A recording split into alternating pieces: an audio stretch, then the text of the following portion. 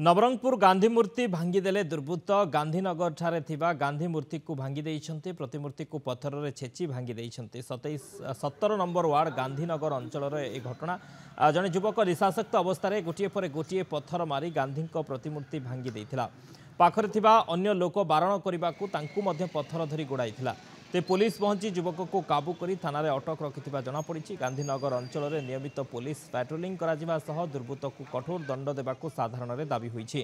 तुरंत नूतन प्रतिमूर्ति स्थापन न कराजिबा पर्यंत अन्न जल स्पर्श करिबि नाही बोली कही प्रतिमूर्ति तले अनशन रे बसिथिले शहीद स्मृति संसद सभापति मनोरंजन त्रिपाठी। घटना को विभिन्न महल रे तीव्र निंदा करा जाइछि।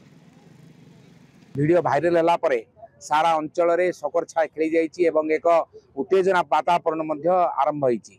स्वाधीनता संग्रामी शहीद स्मृति संसद राज्य कार्यकारी सभापति भावे मु आ अन्न जल स्पर्श करिबि नाही बोली घोषणा करिछि एवं एठारे बसिछि एवं आमर दाबी रहउछि जे ताको संगीन दफा लगाई करी ताको गिरफ्त करा जाऊ।